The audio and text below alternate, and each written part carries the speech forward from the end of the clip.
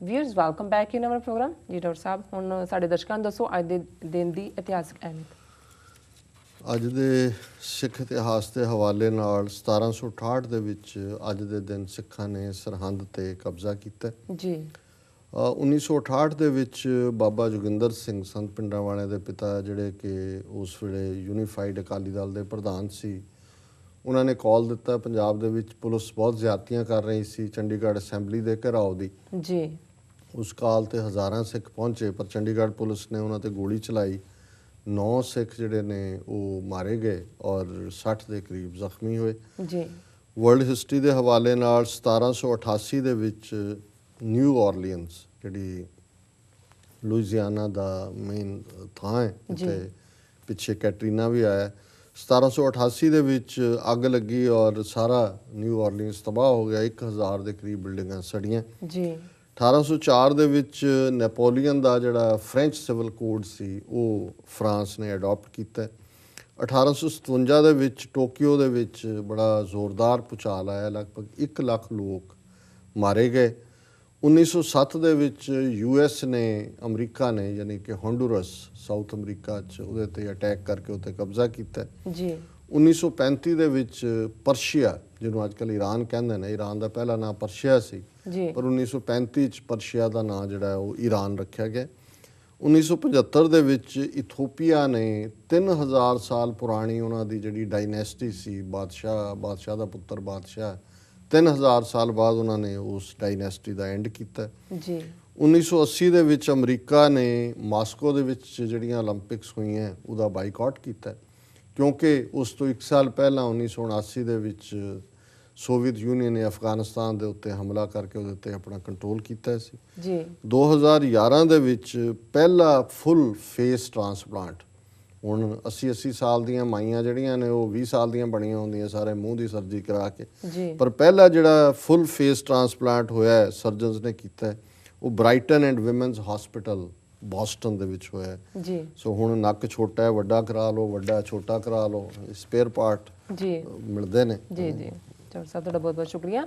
ਸਾਡਾ ਅੱਜ ਦਾ ਪਹਿਲਾ ਸਵਾਲ ਹੈ, ਪੰਜਾਬੀ ਗਾਇਕ ਹੰਸਰਾਜ ਹੰਸ ਨੇ ਕਿਹਾ ਹੈ ਕਿ ਜਲੰਧਰ ਪਾਰਲੀਮਾਨੀ ਹਲਕੇ ਤੋਂ ਅਕਾਲੀ ਦਲ ਵੱਲੋਂ ਐਲਾਨਿਆ ਗਿਆ ਉਮੀਦਵਾਰ ਪਵਨ ਟੀਨੂ ਇੱਕ ਫਿਰਕੂ ਆਦਮੀ ਹੈ। ਤੁਹਾਡੇ ਵਿਚਾਰ ਡਾਕਟਰ ਸਾਹਿਬ। ਦੇਖੋ, ਅਸੀਂ ਹਾਲਾਂਕਿ ਇਹ ਵੀ ਬੜਾ ਖੁਦ ਕੰਟਰੋਵਰਸ਼ੀਅਲ ਹੈ, ਹੰਸਰਾਜ ਹੰਸ, ਕਦੇ ਇਹਦੀ ਕੋਈ ਖਬਰ ਲੱਗੀ ਹੁੰਦੀ ਹੈ, ਕਦੇ ਕੋਈ ਲੱਗੀ ਹੁੰਦੀ ਹੈ, ਜੀ। ਪਰ ਜਿਹੜੀ ਗੱਲ ਉਹਨੇ ਕਹੀ ਹੈ, ਕਿਉਂਕਿ ਪਵਨ ਕੁਮਾਰ ਟੀਨੂ ਨੂੰ ਬਾਦਲ ਅਕਾਲੀ ਦਲ ਨੇ ਜਲੰਧਰ ਪਾਰਲੀਮੈਂਟਰੀ ਹਲਕੇ ਤੋਂ ਮੈਂਬਰ ਪਾਰਲੀਮੈਂਟ ਦੀ ਟਿਕਟ ਦਿੱਤੀ ਹੈ, ਪਰ ਗੱਲ ਇਹਦੀ ਠੀਕ ਹੈ। ਇਹ ਬਹੁਤ ਖਤਰਨਾਕ ਕਿਸਮ ਦਾ ਫੈਨੇਟਿਕ, ਤਾਂ ਖੈਰ ਉਹਨੇ ਬੜਾ ਇੱਜ਼ਤਦਾਰ ਸ਼ਬਦ ਕਿਹਾ, ਬਹੁਤ ਫਿਰਕੂ ਆਦਮੀ ਹੈ। ਜਿਹੜੀ ਜਲੰਧਰ ਦੇ ਨੇੜੇ ਪਿੰਡ ਦੇ ਵਿੱਚ ਤੱਲਣ, ਜਿਹੜਾ ਕਿ ਦਲਿਤ ਭਾਈਚਾਰੇ ਔਰ ਦੂਸਰਿਆਂ ਦੇ ਵਿੱਚ ਆਪਸੀ ਟਕਰਾਅ ਹੋਇਆ, ਉਹਦਾ ਸਭ ਤੋਂ ਜਿਹੜਾ ਇਹ ਸ਼ਰਾਰਤੀ ਬੰਦਾ ਹੈ ਉਹ ਇਹ ਸੀ। ਇਹਨੇ ਬਹੁਤ ਗੁਰਦੁਆਰੇ ਦੇ ਉੱਤੇ ਵੀ ਅਟੈਕ ਕਰਵਾਇਆ ਔਰ ਨਫ਼ਰਤ ਫੈਲਾਉਣ ਦਾ ਇਹ ਐਪੀਟੋਮ ਹੈ।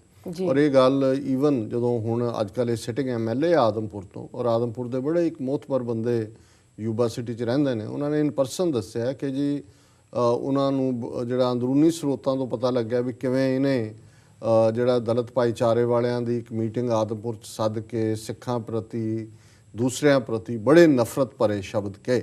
ਜੀ। ਔਰ ਉਹਨੇ ਕਿਹਾ ਕਿ ਜੀ ਹੁਣ ਜਿਹੜਾ ਮੈਂ ਕੁਝ ਸ਼ਬਦ ਮੈਂ ਦੁਹਰਾ ਨਹੀਂ ਸਕਦਾ ਜਿਵੇਂ ਜਿਸ ਕਿਸਮ ਦੀਆਂ ਗੱਲਾਂ ਇਹਨਾਂ ਨੇ ਕੀਤੀਆਂ। ਜੀ। ਸੋ ਅਸੀਂ ਇਹ ਸਮਝਦੇ ਹਾਂ ਕਿ ਵੀ ਇਹ ਹੁਣ ਸਿੱਖਾਂ ਦੀ ਬਦਕਿਸਮਤੀ ਹੈ ਕਿ ਬਾਦਲ ਵਰਗਾ ਬੰਦਾ ਹੈ, ਜਿਨ੍ਹਾਂ ਨੇ ਆਸ਼ੂਤੋਸ਼ ਵਰਗੇ ਭਈਏ ਲਿਆ ਕੇ ਪੰਜਾਬ ਦੇ ਵਿੱਚ ਐਸਟੈਬਲਿਸ਼ ਕੀਤੇ, ਜੀ, ਔਰ ਸਿੱਖ ਦੁਸ਼ਮਣੀ ਦੇ ਨਾਲ ਭਰਿਆ ਹੋਇਆ ਬੰਦਾ, ਜਿਹਨੇ ਤੱਲਣ ਦੇ ਵਿੱਚ ਦੁਸ਼ਮਣੀ ਦਾ ਬਿਲਕੁਲ ਨੰਗਾ ਨਾਚ ਕੀਤਾ, ਪਵਨ ਟੀਨੂ, ਇਹਨੂੰ ਲਿਆ ਕੇ ਸਿੱਖਾਂ ਦੇ ਪਾਰਟੀ ਅਕਾਲੀ ਦਲ ਦਾ ਇੱਕ ਉਮੀਦਵਾਰ ਬਣਾ ਦੇਣਾ। ਸੋ ਅਸੀਂ, ਹਾਲਾਂਕਿ ਹੰਸਰਾਜ ਦਾ ਆਪਣਾ ਗੁੱਸਾ ਹੈ ਵੀ ਪਿਛਲੀ ਵਾਰੀ ਉਹਨੇ ਚੋਣ ਲੜੀ ਸੀ, ਅਕਾਲੀ ਟਿਕਟ 'ਤੇ ਹਾਰ ਗਿਆ ਸੀ, ਉਹ ਸਮਝਦਾ ਵੀ ਉਹਨੂੰ ਮਿਲਣੀ ਚਾਹੀਦੀ ਸੀ। ਅਸੀਂ ਉਸ ਡਿਬੇਟ 'ਚ ਤਾਂ ਨਹੀਂ ਜਾਣਦੇ, ਲੇਕਿਨ ਜਿਹੜੀ ਗੱਲ ਉਹਨੇ ਕਹੀ ਹੈ ਇਸ ਟੀਨੂ ਬਾਰੇ ਕਿ ਉਹ ਇੱਕ ਫੈਨੇਟਿਕ ਹੈ, ਇੱਕ ਬਹੁਤ ਫਿਰਕੂ ਹੈ ਔਰ ਸਮਾਜ ਦੇ ਵਿੱਚ ਪਾੜਾ ਪਾਉਣ ਵਾਲਾ ਹੈ, ਇਹ ਗੱਲ ਉਹਦੀ ਬਿਲਕੁਲ ਠੀਕ ਹੈ। ਜੀ ਡਾਕਟਰ ਸਾਹਿਬ, ਤੁਹਾਡਾ ਬਹੁਤ ਬਹੁਤ ਧੰਨਵਾਦ। ਹੁਣ ਸਾਡੇ ਦਰਸ਼ਕਾਂ ਨੂੰ ਦੱਸੋ ਅੱਜ ਦਾ ਵਿਚਾਰ। ਅੱਜ ਦੇ ਵਿਚਾਰ ਲਈ ਅਸੀਂ ਲਹਿੰਦੇ ਪੰਜਾਬ ਦੇ ਕਵੀ ਸ਼ਾਹ ਹੁਸੈਨ, ਉਹਨਾਂ ਦੀ ਰਚਨਾ ਨੂੰ ਚੁਣਿਆ ਜੀ, ਔਰ ਉਹਨਾਂ ਦੇ ਇਹ ਦੋਨੋਂ ਹੀ ਜਿਹੜੇ ਉਹਨਾਂ ਦੇ ਸ਼ੇਅਰ ਨੇ ਜਾਂ ਕਵਿਤ ਨੇ ਜੀ, ਉਹਨਾਂ ਦੇ ਵਿੱਚ ਮਨੁੱਖ ਨੂੰ ਮੌਤ ਯਾਦ ਕਰਵਾ ਕੇ ਰੱਬ ਦੇ ਨਾਲ ਜੁੜਨ ਦੀ ਗੱਲ ਜਿਹੜੀ ਹੈ ਉਹ ਦ੍ਰਿੜ ਕਰਵਾਈ ਹੈ। ਜੀ ਤੇ ਉਹ ਕਹਿੰਦੇ ਨੇ ਤੁਝੇ ਗੌਰ ਬੁਲਾਵੇ ਘਰ ਆਓ ਰੇ। ਹੁਣ ਇਹ ਗੌਰ ਕਬਰ ਨੂੰ ਕਹਿੰਦੇ ਨੇ, ਜਿਵੇਂ ਅਸੀਂ 10ਵੇਂ ਪਾਤਸ਼ਾਹ ਦਾ ਜਦੋਂ ਦੁਹਰਾਉਂਦੇ ਹਾਂ ਕਿ ਜਾਗਤ ਜੋਤ ਜਪੈ ਨਿਸਬਾਸਰ, ਏਕ ਬਿਨਾ ਮਨ ਨੈਕ ਨ ਆਨੇ, ਪੂਰਨ ਪ੍ਰੇਮ ਪ੍ਰਤੀਤ ਸਜੇ, ਬ੍ਰਤ ਗੌਰ ਮੜੀ ਮਠ ਭੂਲ ਨਾ ਮਾਨੇ। ਕਿ ਸਿੱਖ ਨੇ ਨਾ ਵਰਤਾਂ ਨੂੰ ਮੰਨਣੇ, ਨਾ ਮੜੀਆਂ ਦੀ ਪੂਜਾ ਕਰਨੀ ਹੈ, ਨਾ ਗੋਰਾਂ ਦੀ ਕਰਨੀ ਹੈ, ਕਬਰਾਂ ਦੀ, ਨਾ ਮੱਠਾਂ ਦੇ ਵਿੱਚ ਜਾਣਾ ਜੀ ਇਹਨਾਂ ਦੇ ਬਿਲਕੁਲ। ਸੋ ਸ਼ਾਹ ਹੁਸੈਨ ਕਹਿੰਦੇ ਨੇ ਤੁਝੇ ਗੌਰ ਬੁਲਾਵੇ ਘਰ ਆਓ ਰੇ, ਕਿ ਕਬਰ ਤੈਨੂੰ ਆਵਾਜ਼ ਮਾਰ ਰਹੀ ਹੈ ਕਿ ਵੀ ਤੂੰ ਆ ਜਾ, ਕਿਉਂਕਿ ਇਹ ਤੇਰਾ ਅਲਟੀਮੇਟ ਤੇਰਾ ਰੈਸਟਿੰਗ ਪਲੇਸ ਇਹ ਹੈ। ਜੀ ਜੋ ਆਵੈ ਸੋ ਰਹਿਣ ਨਾ ਪਾਵੈ, ਕਿਆ ਮੀਰ ਮਾਲਕ ਉਮਰਾਓ ਰੇ, ਹਰਦਮ ਨਾਮ ਸਮਾਲ ਸਾਈਂ ਦਾ, ਇਹ ਔਸਰ ਇਹ ਦੌਰੇ, ਕਹਿ ਹੁਸੈਨ ਫਕੀਰ ਨਿਮਾਣਾ, ਆਖਰ ਖਾਕ ਸਮਾਓ ਰੇ। ਜੀ ਕਿ ਕਬਰਾਂ ਤੈਨੂੰ ਸੱਦ ਰਹੀਆਂ ਨੇ, ਜੋ ਆਇਆ ਉਹਨੇ ਰਹਿਣਾ ਨਹੀਂ ਹੈ, ਜੀ ਭਾਵੇਂ ਉਹ ਕੋਈ ਮੀਰ ਹੈ, ਅਮੀਰ ਤੋਂ ਬਣਿਆ ਹੈ, ਸਾਵਰਨ ਹੈ, ਮਲਕ ਹੈ, ਬਹੁਤ ਵੱਡਾ ਹੈ, ਜੀ ਉਮਰਾਓ ਹੈ, ਹਰਦਮ ਨਾਮ ਸਮਾਲ ਸਾਈਂ ਦਾ, ਇਹ ਅਸਰ ਇਹ ਦੌਰ, ਕਿਉਂਕਿ ਕਿਸੇ ਨੇ ਨਹੀਂ ਰਹਿਣਾ। ਜੀ ਤੇ ਤੂੰ ਹਮੇਸ਼ਾ ਉਸ ਰੱਬ ਦੇ ਨਾਂ ਨੂੰ ਯਾਦ ਰੱਖ ਜਿਹੜਾ ਤੇਰਾ ਹਮੇਸ਼ਾ ਸਹਾਰਾ ਹੈ। ਕਹਿ ਹੁਸੈਨ ਫਕੀਰ ਨਮਾਣਾ, ਆਖਰ ਖਾਕ ਸਮਾਓ ਰੇ, ਕਿ ਅਲਟੀਮੇਟਲੀ ਤੇਰੀ ਡੈਸਟਨੀ, ਜੀ ਤੇਰਾ ਅੰਤ ਖਾਕ ਦੇ ਵਿੱਚ ਹੈ।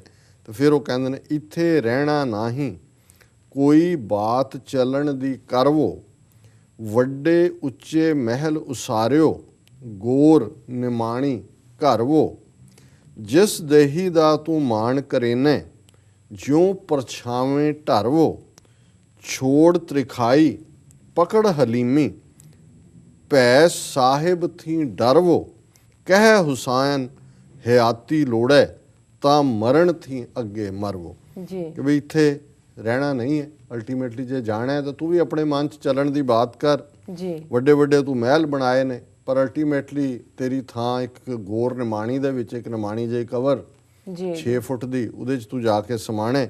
ਜਿਸ ਦੇਹੀ ਦਾ ਤੂੰ ਮਾਣ ਕਰਦੇ, ਉਹ ਤਾਂ ਪਰਛਾਵੇਂ ਵਾਂਗ, ਜਿਵੇਂ ਪਰਛਾਵਾਂ ਢਲ ਜਾਂਦਾ ਹੈ, ਇਵੇਂ ਦੇਹ ਨੇ ਵੀ ਢਲ ਜਾਣਾ ਹੈ। ਬਾਲ ਜਵਾਨੀ ਜੀ ਔਰ ਬਿਰਧ ਫੁਨ तीन ਅਵਸਥਾ ਜਾਨ, ਇਨਮੇ ਕਛ ਸਾਚੋ ਨਹੀਂ।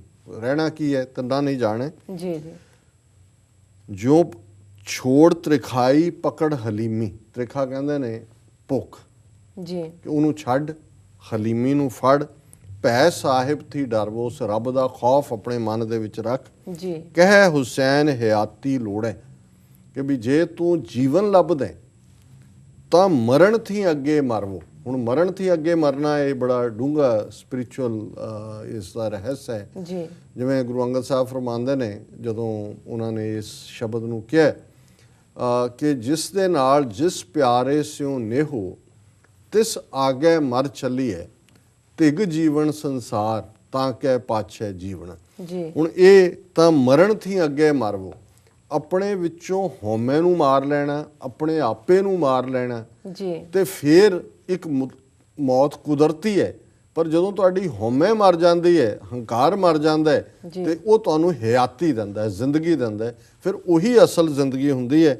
ਕਹਿ ਹੁਸੈਨ ਹਯਾਤੀ ਲੋੜਾਂ, ਕਿ ਜੇ ਤੂੰ ਹਯਾਤੀ ਲੱਭਦਾ ਤੇ ਫਿਰ ਆਪਣੇ ਵਿੱਚੋਂ ਮੈਂ ਵਾਲੀ ਮੌਤ ਨੂੰ ਮਾਰ ਲੈ, ਮੈਂ ਨੂੰ ਉਸ ਨੂੰ ਮੌਤ ਦੇ ਦੇ, ਤੇ ਫਿਰ ਦੂਸਰੀ ਮੌਤ ਵੀ ਤੈਨੂੰ ਮਾਰ ਨਹੀਂ ਸਕੇਗੀ।